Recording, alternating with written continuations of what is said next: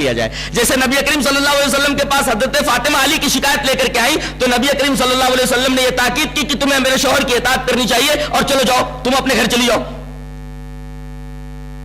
میاں بیوی کے درمیان بگاڑ کا اور ماحول کی خرابی کا ایک سبب سسرال والے بھی ہوتے ہیں. جا کر کے لڑکی نے اپنے بھائی سے کچھ کہہ دیا تو داماد کی بات سنے بغیر, اس شوہر کی بات سنے بغیر بھائی ایکشن لے لیتے ہیں اور داماد کی مخالفت کرنے پر آمادہ ہو جاتے ہیں اور اپنی بہن بیٹی کی حمایت میں کھڑے ہو جاتے ہیں. اس سے شوہر اور بیوی کے درمیان جو تعلقات رہتے ہیں مزید خراب ہو جاتے ہیں. تو کبھی کبھی سسرال کے لوگ بھی میاں بیوی کے درمیان تعلقات کی خرابی کا محرک بنتے ہیں, سبب بنتے ہیں. یہ تعلق بڑا ہی نازک اور بڑا ہی لطیف ہوتا ہے, اس کو بہت قاعدے سے ہینڈل کرنے کی ضرورت ہے. چاہے وہ شوہر کے گھر والے ہوں چاہے وہ سسرال کے لوگ ہوں, بہت ہی سنجیدگی کے ساتھ اس ماحول کو انہیں برقرار رکھنا ہے, نہیں تو ماحول کبھی بھی بگڑ سکتا ہے اور معاملہ کبھی بھی سیریس ہو سکتا ہے.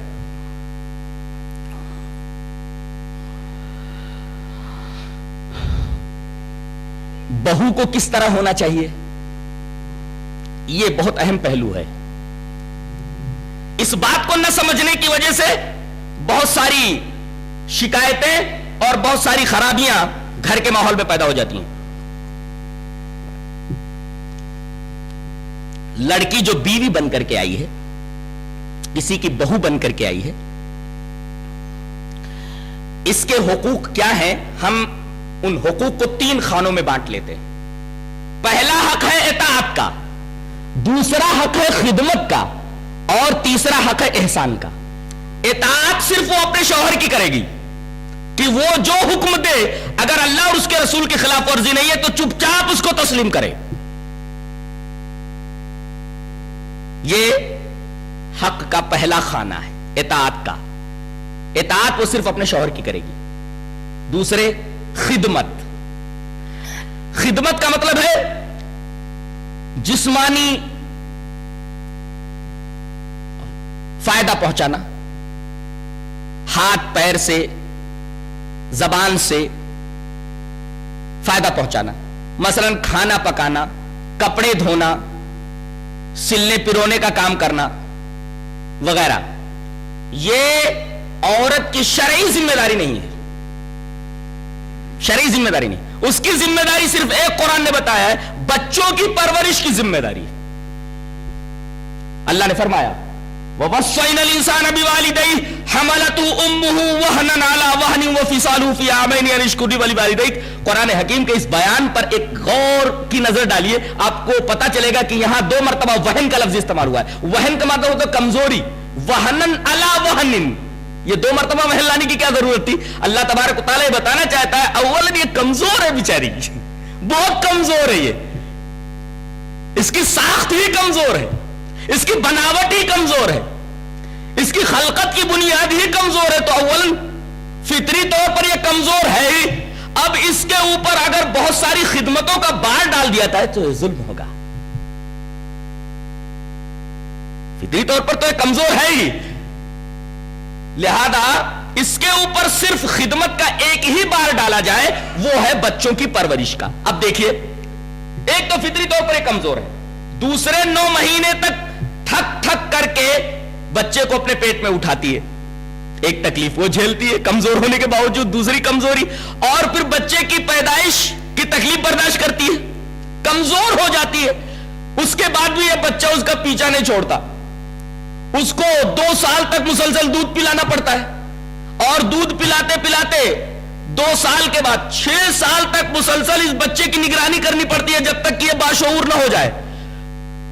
اور اس دوران بھی شوہر نامدار اللہم جنبنا الشیطان و جنب الشیطان ما رزقنا پڑھتے رہتے ہیں, اور وہ دوسرے بچوں کی آمد شروع رہتی ہے.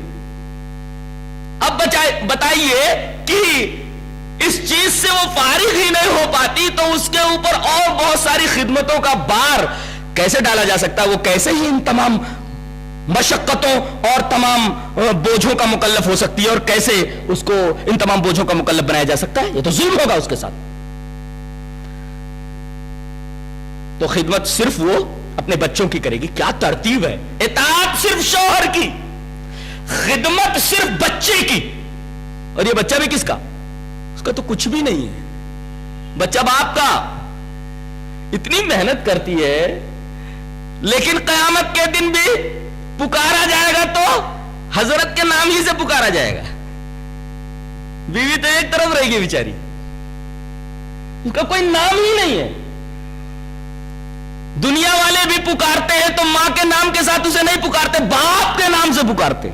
جناب عالی نہ کچھ کرنا نہ دھرنا, اور ہر جگہ نام ان کا آ رہا ہے. بیچاری کس قدر پریشان ہو رہی ہو ہر مرحلے میں. تو اطاعت صرف شوہر کی, خدمت صرف بچے کی. دو. تیسرا مرحلہ ہے احسان کا. یہ حق کی تیسری نوعیت ہے, تیسرا خانہ ہے حق کا. یعنی بغیر جبر کیے وہ کسی کی خدمت کر دے, بغیر جبر کیے احسان کے طور پر کسی کی خدمت کر دے. ساس کی خدمت کرے احسان کے جذبے کے ساتھ, سسر کی خدمت کرے احسان کے جذبے کے ساتھ, شوہر کے بھائی بہنوں جو چھوٹے چھوٹے ہیں ان کے ساتھ حسن سلوک کرے احسان کے جذبے کے ساتھ, سسر کا کپڑا دھو دے احسان کے جذبے کے ساتھ, چائے لا کر دے دے احسان کے جذبے کے ساتھ, کھانا بنا کر دے دے احسان کے جذبے کے ساتھ, اور ساس کی فرما برداری کر لے, ساس کا حکم مان لے احسان کے جذبے کے ساتھ. یہ تیسرا خانہ احسان کا ہے. اب ایک اچھی عورت, ایک اچھی بہو وہی ہو سکتی ہے جو حقوق کی ان تینوں نوعیتوں کو بڑے ہی اچھے انداز سے ڈیل کر لے جائے.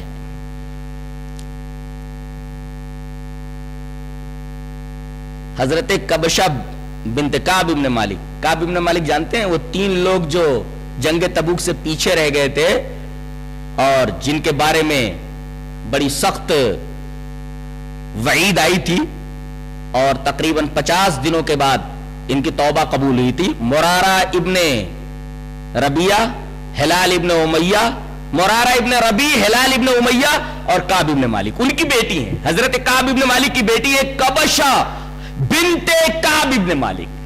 یہ کبشہ جو کعب ابن مالک کی بیٹی ہیں, ان کی شادی ہوئی تھی مشہور صحابی حضرت ابو قتادہ انصاری رضی اللہ تعالی عنہ کے بیٹے ابن ابی قتادہ سے. گویا کہ ابو قتادہ بڑے جلیل القدر صحابی ہیں, ان کی بہو ہوتی ہے حضرت کبشہ جو کعب ابن مالک کی بیٹی ہیں. ایک دفعہ حضرت ابو قتادہ تشریف لائے جو بہت معزز صحابی ہیں, نبی کریم صلی اللہ علیہ وسلم کے بہت پیارے صحابی ہیں. حضرت کبشہ بھاگ کر کے اندر گئی, نماز کا وقت ہو رہا تھا, فوراً لا کر کے وضو کا پانی رکھ دیا. کہا کہ بیٹی یہ کیا ہے؟ کہا کہ ابو نماز کا وقت ہو گیا ہے, وضو بنا لیجئے. حضرت نے جب وضو بنانے کا ارادہ فرمایا, اتنے میں ایک بلی آ گئی. بلی پیاسی تھی, حضرت نے برتن